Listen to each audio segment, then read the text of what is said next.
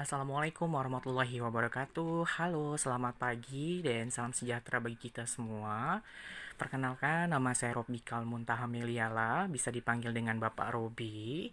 Pada satu semester ke depan ini, saya dipercaya oleh Universitas Bina Saran Informatika memegang atau mengampu mata kuliah riset periklanan yang ditujukan kepada kelas Anda. Dan sebelumnya saya ingin menjelaskan sedikit tentang mata kuliah riset periklanan ini merupakan mata kuliah yang bersifat workshop, di mana komponen penilaiannya terbagi atas tiga hal. Pertama, riset atau karya 65%, nilai attitude 50%, dan nilai seminar dan workshop 20%. Nanti untuk karya, berarti Anda tidak melakukan ujian yang sifatnya online, tapi mengumpulkan karya berupa riset yang dikerjakan secara individu maupun kelompok.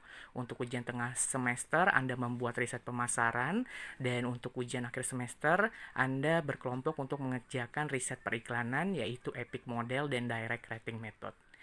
Dan untuk ketentuan hairnya sendiri, karena saya mengajar mahasiswa semester 3, mungkin saya tidak akan menjelaskan secara detail, tapi kira-kira ketika tidak lulus dalam mata kuliah saya, berarti seperti mata kuliah yang lain Anda diwajibkan hair. Karena pada tahun kemarin sudah dimulai peraturan bahwa di Universitas Bina Sarana Informatika, mahasiswa dan mahasiswi tidak boleh lagi mempunyai nilai D untuk lulus sebagai ahli media ataupun sarjana ilmu komunikasi. Seperti itu ya. Kemudian kompetensi dasar dari pertemuan pertama yang akan kita bahas sekarang adalah tema pengertian riset pemasaran dan periklanan sendiri. Jadi kompetensi dasar yang dituju adalah bagaimana mahasiswa dapat memahami dan mengetahui pengertian riset pemasaran dan periklanan dari pertemuan satu ini. Untuk buku acuan atau daftar pustaka atau sumber referensi yang dapat kamu pegang selama satu semester ini seperti yang tertera di PPT, kamu dapat membeli buku karya Carla Johnson dan Limonle yang diterbitkan 2011 dengan judul Prinsip-prinsip Pokok Periklanan dalam Perspektif Global, diterbitkan oleh Kencana Prenada Media, dan juga buku dari Bapak Rahmat Kriantono yang diterbitkan pada tahun 2012 dengan judul Teknik Praktis Riset Komunikasi yang diterbitkan oleh Kencana Prenada Media juga. Oke, teman-teman, sekarang kita masuk ke pengertian riset. Riset berasal dari kata bahasa Inggris research, to search, to find. Kenapa sih kita perlu riset? Kita harus menyadari karena manusia diciptakan dengan dua fungsi oleh Tuhan, yaitu makhluk pribadi dan makhluk sosial. Kita perlu riset karena kita ingin memenuhi rasa keingintahuan kita. Ayo, siapa di sini yang kepo? Apalagi kepo tentang mantan atau pacarnya. Berarti kira-kira itu implementasi riset kecil yang kamu lakukan. Misalnya masih ngepoin Instagram pacar atau mantan pacar, dia sedang apa, lagi apa sekarang, atau aktivitasnya sekarang siapa, aktivitasnya sekarang apa, dan lain sebagainya. Itu kira-kira implementasi dari riset juga gitu. Cuma sekarang di mata kuliah ini bagaimana kamu mengeksplorasi rasa keingintahuan kamu untuk objek yang berbeda, yaitu objek pemasaran dan sifat periklanan. Jadi yang dimaksud dengan riset itu apa ya Pak? Riset itu adalah kegiatan yang dilakukan seorang atau sekelompok orang untuk menggali atau mengetahui sesuatu gitu dengan berbagai cara. Dalam hal ini berarti kaidah ilmiah yang kita fokuskan, yaitu dengan prosedur tertentu dan metode ilmiah tertentu yang disusun secara sistematis. Jadi kira-kira pengertian riset itu ya adalah upaya untuk memenuhi rasa keingintahuan kita sebagai manusia terhadap sesuatu permasalahan yang terjadi di lingkungan sekitar kita. Bisa dilakukan oleh individu maupun per kelompok. Yang tujuannya untuk memenuhi rasa keingintahuan kita, penasaran kita, kekepoan kita terhadap suatu objek tertentu. Nah, riset dalam ilmu pengetahuan sendiri diartikan sebagai an intersubjective accurate systematic analysis of determinate of body empirical data in order to discover recurring relationship among phenomenon, yang artinya menemukan hubungan di antara fenomena melalui analisis yang akurat dan sistematik terhadap data empiris. Ilmu pengetahuan dengan demikian bertujuan menjelaskan suatu fakta dan memahami hubungan antara fakta. Intinya, riset dalam konteks mata kuliah kita ini sifatnya ilmiah, jadi objeknya juga harus objek ilmiah, dilakukan dengan prosedur tertentu, ya, dengan metode tertentu. Gitu ya, yang dilakukan secara sistematis berurutan. Dan manfaat riset sendiri terdiri atas 4 hal. Pertama, ada manfaat teoritis atau akademis, yang kedua manfaat praktis, yang ketiga manfaat sosial, dan yang keempat adalah manfaat metodologis. Manfaat teoritis atau manfaat akademis adalah manfaat dari riset yang akan Anda lakukan nanti untuk pembangunan ilmu pengetahuan atau unsur akademis. Contohnya untuk memperkuat teori, mengembangkan teori tertentu, atau mengembangkan hipotesis tertentu. Sedangkan manfaat praktis di sini adalah bagaimana hasil riset Anda nanti memberikan manfaat atau kontribusi positif terhadap perusahaan atau organisasi tertentu atau bidang kajian tertentu. Misal terkait strategi periklanan mereka di masa yang mendatang atau strategi pemasaran mereka di masa yang akan datang. Yang ketiga adalah manfaat sosial, di mana nanti riset Anda mempunyai hasil penelitian yang memberikan manfaat kepada sosial. Entah untuk mengurangi kemiskinan atau untuk mengedukasi masyarakat tentang kampanye sosial tertentu, kemudian untuk menyosialisasikan kebijakan pemerintah dan lain sebagainya, itu disebut dengan manfaat sosial. Dan yang keempat adalah manfaat metodologis, yaitu hasil riset yang Anda lakukan diharapkan mengembangkan metode riset yang baru. Jadi penelitian kita lakukan ini sebenarnya adalah bentuk kebaruan dari riset-riset yang sudah dilakukan terdahulu. Contoh, pada tahun 2018 sudah ada misalnya produk kosmetik Mustika Ratu diteliti oleh A dengan metode ini. Nah, sekarang pada tahun 2020 kamu juga ingin meneliti produk kosmetik Mustika Ratu tapi dengan gaya yang berbeda, atau ingin memperbarui hasil penelitian dari penelitian terdahulu yang kamu temukan. Nah, itu disebut dengan manfaat metodologis, di mana setiap peneliti atau periset di sini dituntut menemukan unsur kebaruan dari penelitian yang dilakukan saat ini dibandingkan dengan penelitian terdahulu. Nah, ngomong-ngomong tentang metodologi riset, metodologi riset itu artinya apa ya, Pak? Metodologi riset itu diambil dari kata metode, yaitu proses pengumpulan data atau analisis data. Itu termasuk dari metodologi riset namanya. Jadi bisa disebut juga sebagai pengkajian dari peraturan-peraturan yang digunakan untuk mengetahui sesuatu yang mempunyai langkah-langkah yang sistematik. Makanya terdiri atas 2 kegiatan nanti, yaitu teknik pengumpulan data dan teknik analisis data. Itu yang disebut sebagai metodologi riset. Secara garis besar di dunia penelitian dikenal 2 jenis metodologi riset. Ada riset kuantitatif dan riset kualitatif. Secara garis besar, riset kuantitatif adalah riset yang mengharapkan hasil penelitiannya dapat diukur secara numerik atau secara angka atau persentase. Jadi kalau kita ngomong riset kuantitatif itu pasti berhubungan dengan hal-hal angka, matematis, logika yang sifatnya dapat terlihat dari luar dan dapat diukur secara general, gitu ya. Sedangkan kalau riset kualitatif adalah riset yang menghasilkan laporan hasil penelitian yang sifatnya mendalam, yang tidak dapat dilihat dari kasat mata kadangkala, tapi mereka mengharapkan hasil penelitiannya berupa narasi teks verbal, mengemukakan penyebab-penyebab yang tidak dapat ditunjukkan oleh angka dengan alasan tertentu. Itu perbedaan kuantitatif dan kualitatif. Jadi kalau kuantitatif berbicara tentang keluasan data berhubungan dengan populasi, sampel, kemudian hitung-hitungan. Kalau kualitatif berhubungan dengan kedalaman data, berhubungan dengan eksplorasi kasus, mengungkap kasus yang tidak dapat diungkapkan dengan angka atau presentasi karena sifatnya mendalam dan lain sebagainya. Kira-kira itu perbedaan antara riset kuantitatif dan kualitatif yang nanti akan kita jelaskan secara detail di pertemuan 2 dan pertemuan 3. Oke, sekarang kita masuk ke riset pemasaran. Jadi, apa sih yang dimaksud riset pemasaran, Pak? Kalau ngomongin pemasaran, berarti kita tidak dapat lepas dari unsur 4P atau 4P, yaitu kita ngomongin produk, price, place, dan promotion.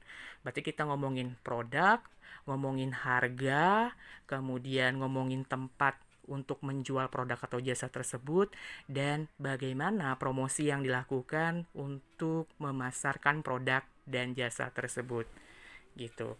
Jadi yang namanya riset pemasaran adalah riset yang berhubungan dengan 4P tadi, produk, price, place, dan promotion secara singkat. Atau riset yang dilakukan seorang atau sekelompok orang untuk mendapatkan informasi yang dibutuhkan untuk mengambil keputusan tentang lingkungannya, tentang sosial, peraturan ekonomi, bauran pemasaran, serta para konsumen sekarang atau potensial. Nah, hal ini perlu dilakukan karena periklanan sendiri adalah bagian dari pemasaran. Jadi kalau masih ada yang bingung, Pak, kalau begitu bedanya pemasaran dan periklanan apa ya? Konteks yang lebih luasnya adalah pemasaran, sedangkan periklanan adalah konteks lebih sempitnya, di mana pemasaran aktivitas yang luas yang mencakup salah satunya adalah metode periklanan dalam mempromosikan barang atau jasanya. Gitu ya.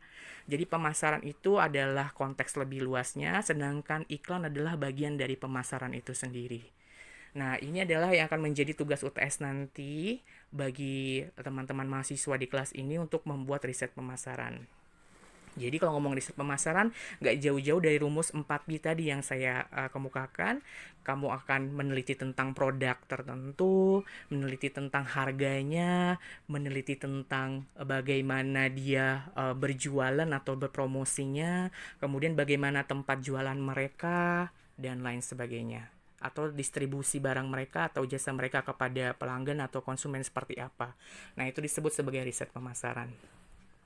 Dalam melakukan riset pemasaran, terdiri atas 5 tahap yang perlu kamu perhatikan. Pertama, mendefinisikan permasalahan tentu, karena dari sini kita akan menemukan judul penelitian kamu. Yang kedua, merancang proyek riset. Yang ketiga, mengumpulkan data. Yang keempat, menafsirkan temuan-temuan riset itu sendiri. Dan yang kelima, melaporkan temuan-temuan riset. Kita masuk yang pertama. Penelitian tanpa judul itu adalah hal yang mustahil.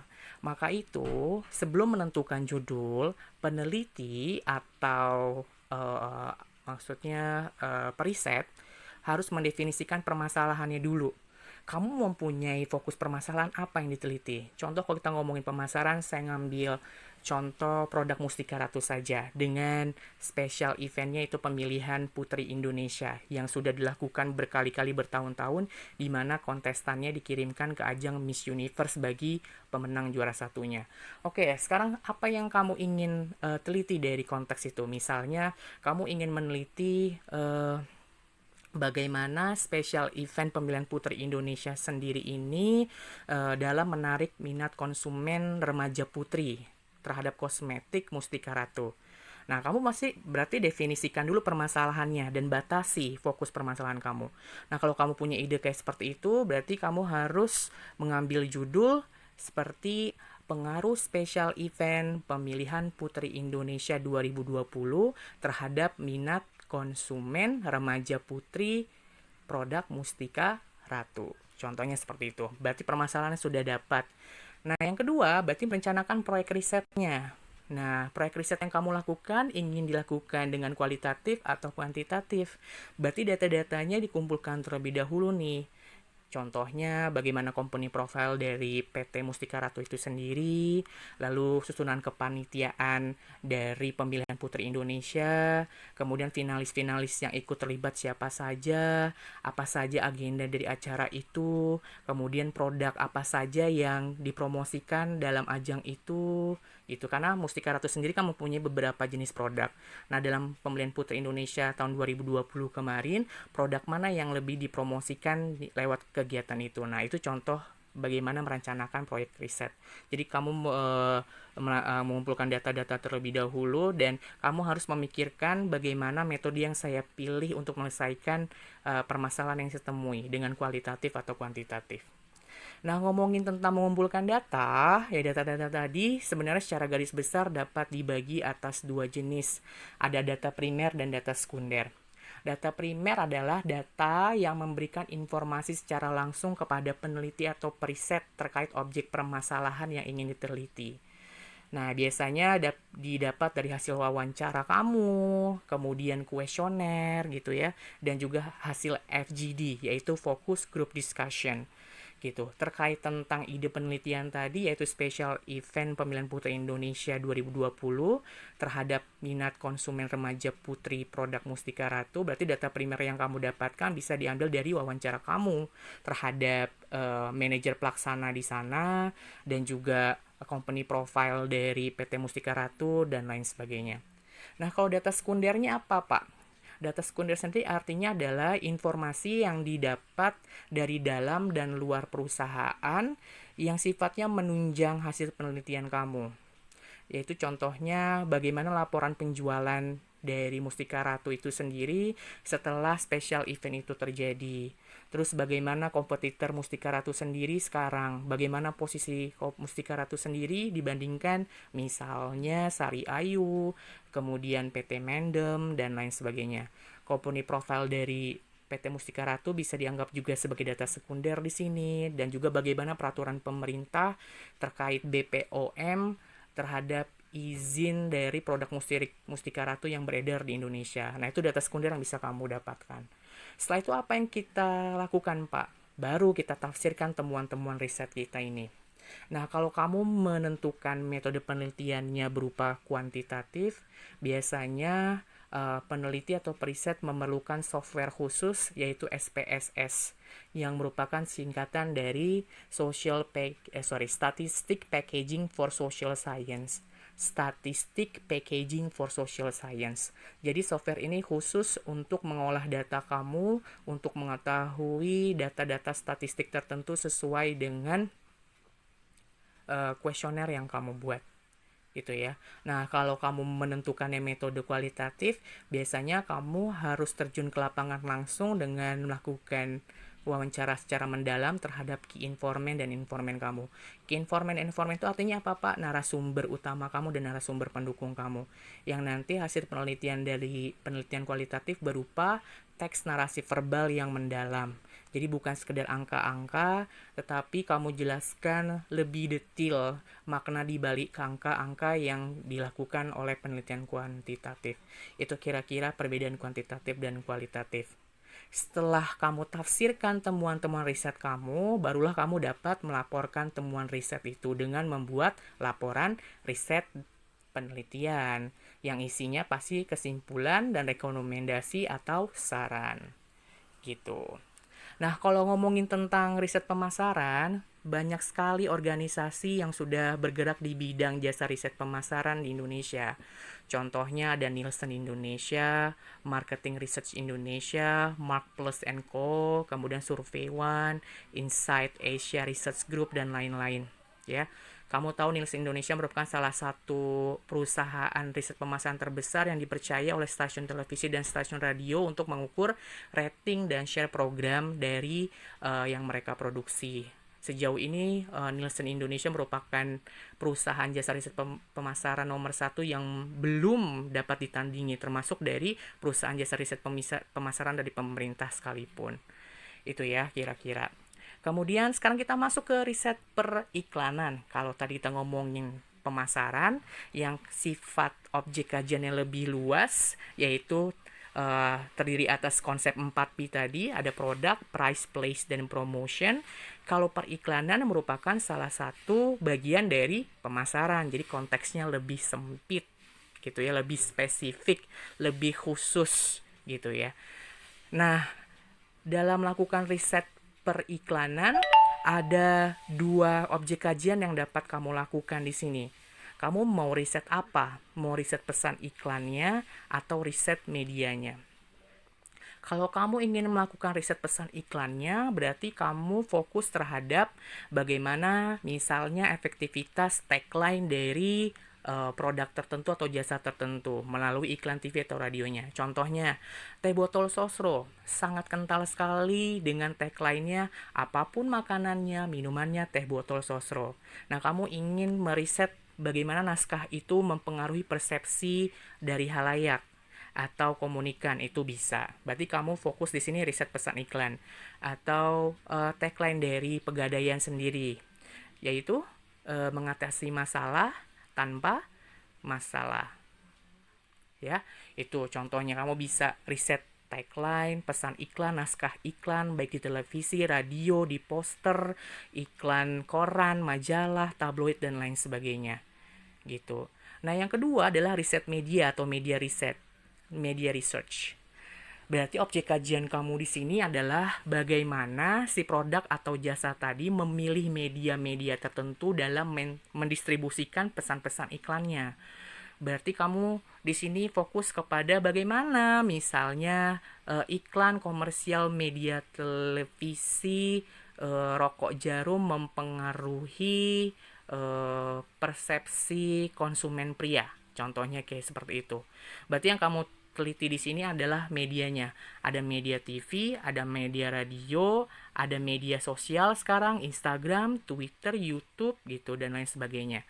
Contohnya atau misalnya bagaimana BSI begitu gencar menginformasikan tentang kegiatan BSI di media sosialnya. Berarti fokus kamu di sini media sosial dari BSI, media sosial resmi yang dimiliki BSI. Bisa Facebook, Twitter, dan lain sebagainya. Tingkat efektivitasnya seperti apa, kemudian bagaimana efektivitas media yang digunakan BSI dalam meningkatkan citra perusahaan.